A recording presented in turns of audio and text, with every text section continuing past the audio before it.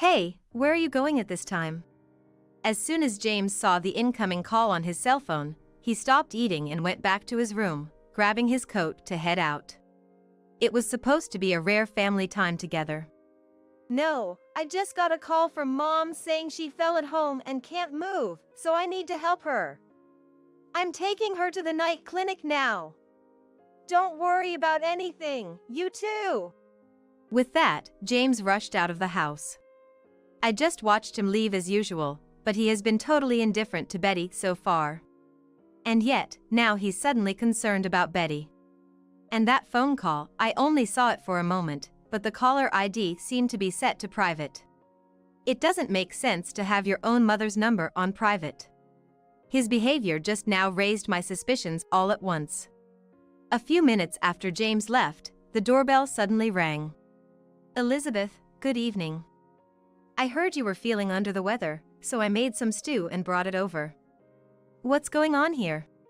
Opening the door, there stood Betty, who was supposed to be unable to move after falling, holding a pot in both hands. Betty! Just now, James left saying you had fallen and couldn't move. That's when I was certain. James had lied about Betty being immobile and even trampled on our family time to go somewhere. My name is Elizabeth. Currently, I live with my husband James and our elementary school son Mark, just the three of us. Life hasn't been easy with the recent rise in prices, but we're a close-knit family of three. We met in college. I happened to stop by a cafe where James was working as a waiter. Being shy, I was so nervous about his good looks that I couldn't speak properly as a customer, a memory I still recall.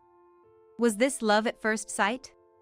As someone who had never believed in love at first sight, thinking it was more of a superstition, I became confused about what to do. I asked for advice from a high school friend who was experienced in love. Why don't you just talk to him if you're interested? Otherwise, nothing will start, right? Through high school, I only had 2 boyfriends, so what my friend was suggesting seemed like a big challenge. Yeah, I get that, but, I'm shy, and I get even more nervous around him. I just can't bring myself to speak. After about 10 minutes of thinking, we decided that if I couldn't do it alone, we'd go together. So, after university classes, we headed to the cafe where he was likely to be. When we arrived, I saw him at the register. Now's your chance to talk to him. My friend encouraged me as we joined the line to order. Finally, it was my turn. As I approached him, my heart raced even more. He prompted me to order, and I finally spoke up. I'd like a cafe latte, please. And, would you like to be friends with me? The first words I managed to muster came out louder than I could control, audible to other customers in line at the cafe. Embarrassed by being overheard, my shyness kicked in, and my face turned beet red. I hastily passed my order and payment to my friend and dashed out of the cafe. I thought it was over. But my boldness turned out to be a good thing. My friend followed me out, and to my surprise, he followed her. It seemed he was curious about my behavior at the cafe, and since he was on his break, he came after us. I managed to exchange contact information with him, and after hanging out as friends for 6 months, I confessed my feelings. He had developed feelings for me too, and we started dating. After years of dating and living together, we decided to get married. Our son Mark was born, and though life is hectic with childcare and housework, I wouldn't trade it for anything. It's amazing how the fatigue doesn't matter when you're working for your family. I never thought marriage was for me, but once I had a family, my perspective changed completely. However, there's been one major concern in our marriage. Recently, James has been coming home unusually late. Before, he would let me know when he was leaving work, saying, "I'm heading home now." But lately, there's been no such communication, and coming home in the morning has become the norm. He's never worn cologne before, but sometimes he comes home covered in a sweet scent. I confronted James about it, but he always brushes it off, saying he's tired from work or that it's just business entertainment. I knew I needed to face the truth. But thinking about my family, especially Mark, I couldn't bring myself to consider divorce. The only person I could talk to about this was my mother-in-law, Betty. Despite our age difference, we clicked at a family meeting and have been close ever since, more like friends than in-laws. Betty has always been there for me, listening to my struggles with housework and parenting, always taking my side.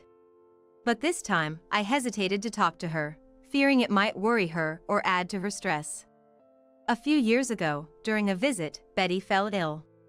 It wasn't serious, but given her age, she couldn't lead the same life as before. When I told James that Betty was unwell, he didn't show any concern and returned the next evening, reeking of perfume, saying he couldn't leave work. I was so angry I was nearly at my breaking point. But Betty, ever calm, simply soothed my anger without a word of complaint. Since Betty's hospitalization and return, I've been helping her with household chores and going shopping together. At first, she seemed guilty for accepting my help, but she warmed up when I told her I wanted to assist. Elizabeth, thank you so much. You make every day enjoyable for me. No, thank you. I've learned so much from you, Betty. I enjoy our talks too. Betty's simple "thank you" means so much to me, someone who rarely receives gratitude. I've resolved to protect Betty. And it was on one such evening. Today, James came home early for a change, and we were going to have dinner as a family for the first time in a while. When James texted that he was leaving work on time, I was so happy I decided to make an extra dish to celebrate, rummaging through the fridge and cooking with joy. Mark, doing his homework in the living room, noticed my good mood and asked, "Mom, what's up? You seem happy." Oh? Does it show? Well, James is coming home early for once. I'm happy we can have a family dinner together. Mark's response was lukewarm, perhaps due to his age, but I'm sure he was happy inside. I watched his back as he returned to his homework, and I continued cooking. About 30 minutes later, James came home, and we sat down for a rare family dinner. I made hamburgers at Mark's request and prepared some snacks for James, laying them out on the table. We talked about school, recent events, and other family matters as we ate. Mark, initially aloof, warmed up as the meal progressed, even chatting with James. Family meals like this are so enjoyable. Even if James comes home late, smelling of sweet perfume, moments like this make the bad feelings fade away. I'm realizing that all over again. As we were finishing dinner, James's mobile phone rang, interrupting our family conversation. He glanced at his phone, suddenly stopped eating, and went to his room to grab his coat, as if he was about to leave somewhere. "Hey, where are you going at this time?" No, I just got a call saying Mom has fallen at home and can't move, so I'm taking her to the night clinic. Don't worry about a thing, both of you. James said that and left the house in a hurry. I watched him go, even though he never showed any interest in Betty before. It was strange that he suddenly seemed concerned about her. And about that call, I only caught a glimpse, but it looked like the caller ID was set to private. It's odd to have your own mother's number set as private. I was just feeling good about our family time, but his actions raised suspicions. Then, the doorbell rang. "Elizabeth, good evening. I heard you were feeling ill, so I brought some stew. What's going on here?" To my surprise, Betty, who was supposed to be unable to move, stood at the door holding a pot. Betty! James just left saying you had fallen and couldn't move. I invited Betty in to compare our stories. According to her, James told her not to come near our house, claiming I was ill and resting. She tried to contact him several times to check on me, but he either dodged the questions or assured her that everything was fine, seemingly trying to keep us apart. Now, I was certain. James lied about Betty being immobile and even trampled on our family time to see someone else. I reached my limit and activated a GPS device I had previously installed in the car for emergencies. According to the GPS, James was heading downtown, likely towards the hotel district. Betty peered over my shoulder at my phone, watching James's GPS movements. "If you want to divorce James, I'll support you. I'm on your side, Elizabeth." Her words lifted a weight off my shoulders. Empowered by Betty's support, I decided to confront James. The GPS showed his location stopped right in front of a hotel, seemingly confirming his infidelity. However, GPS location information isn't always absolute. It's possible that it's slightly off, and he might not be at the hotel. To confirm his whereabouts, I tried calling James, but after a few rings, the call was disconnected without an answer, and when I tried again, the phone was turned off. Although I had some hope when making the call, there's nothing I can do if his phone is off. Let's leave it for now. We'll talk to James when he comes home tomorrow. With that, I ended the day quietly with Mark and Betty. The next morning, before waking up Mark, I checked the living room to see if James had returned, but he hadn't. The quiet living room, lit only by the morning sun through the curtains, was empty. He didn't come back. It's really over, isn't it? As noon approached, James finally returned, still in the same clothes as when he left. Welcome back, James. We need to talk. What? I'm tired from taking Mom to the night clinic and staying with her. Can we talk later? James scratched his head and sighed, attempting to head to his room. But Betty appeared behind me and blocked his way. You said you were taking your mother to the clinic because she couldn't move? Explain exactly what you mean by that. James's face, which had been calm, suddenly turned pale. Understandably so. He was supposed to have rushed out last night to help his mother, yet here she was, healthy and with me. Unable to say anything, James quietly followed us to the living room, where he saw my parents, who I had called earlier. Realizing the situation, he sat down without being asked and prepared himself to listen. James, you know why we are all gathered here. Tell us the reason yourself. Under Betty's intense questioning, James, sweating profusely, hung his head in silence. If you won't talk, I will. Last night, you said you were taking Betty to the night clinic because she was injured. But actually, you were in the hotel district, weren't you? And I didn't fall or get hurt. You also kept me away from the house, saying Elizabeth was ill. You didn't want me coming over because it was inconvenient, right? I pulled out my mobile phone and showed the evidence that the last GPS location was a hotel. James was shocked to realize that his location was being shared with me. It had been easy to track James.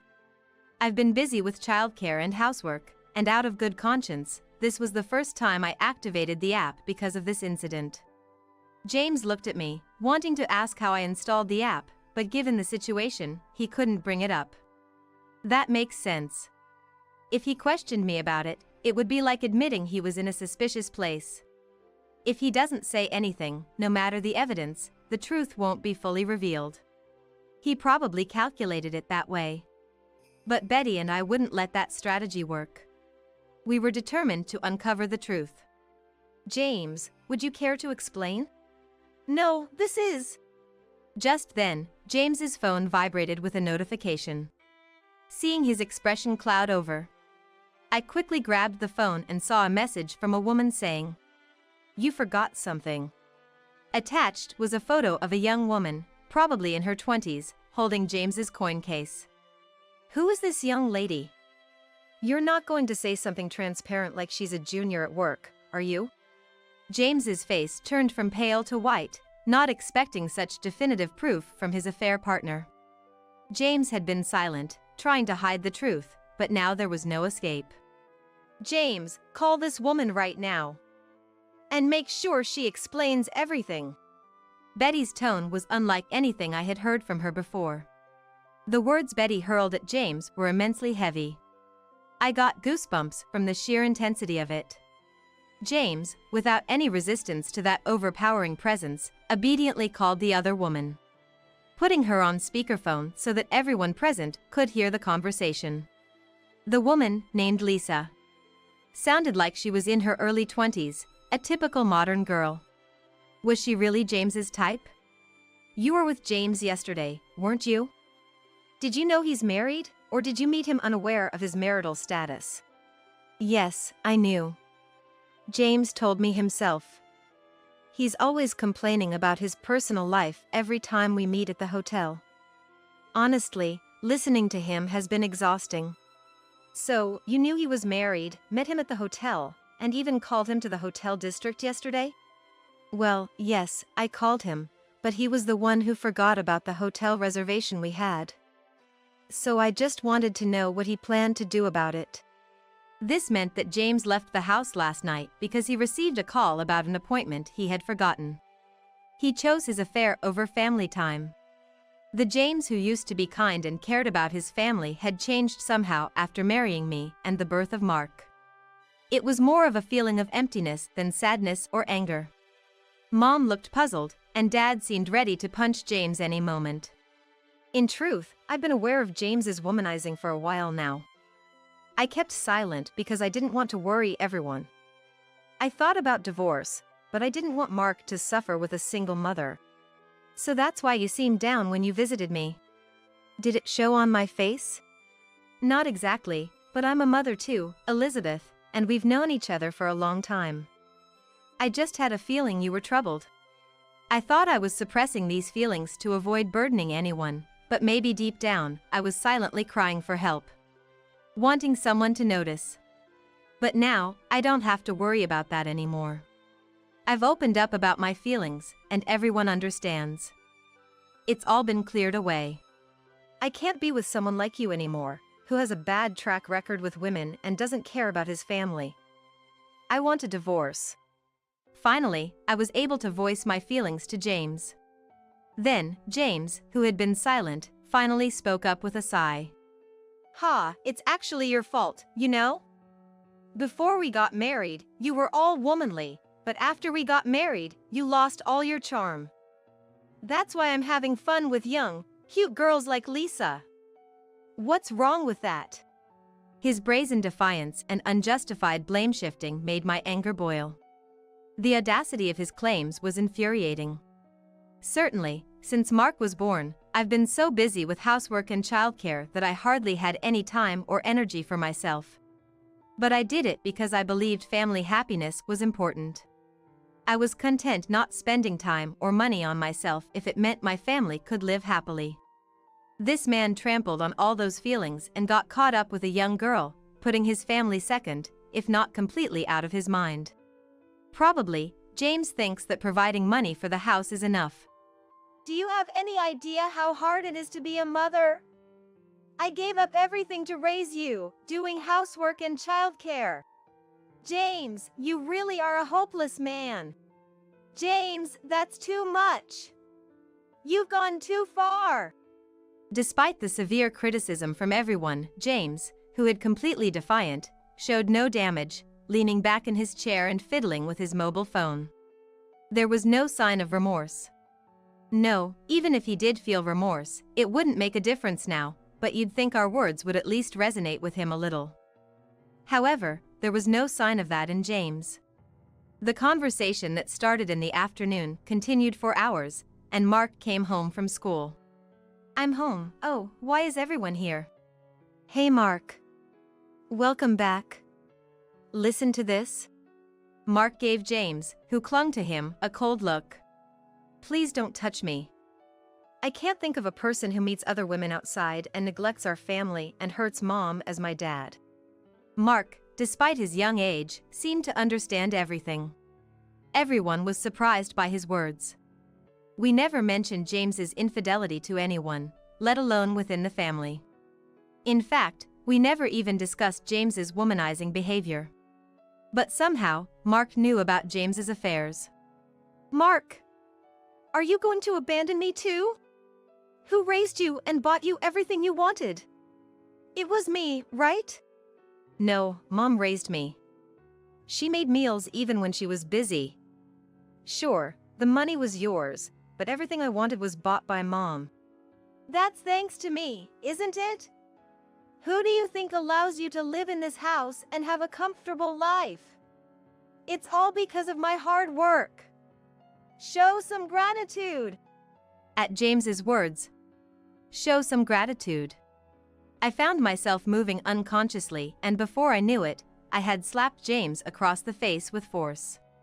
How dare you say show some gratitude? Do you know how much I've struggled, keeping our finances in order for our future, cleaning the lipstick off your suit collars? Suit collars? You can't mean. I fetched a shirt from the laundry basket and threw it at James, now collapsed on the floor. Do you know? Lipstick on a shirt comes off when you gently hand wash it in warm water and then apply detergent directly to the stain. I learned that to clean up after your affairs. Have you ever thought about how I felt doing that? Of course, you haven't. After my outburst, I suddenly caught my breath. On the floor lay James, holding his red and swollen cheek, looking up at me. How much had I suffered for this man?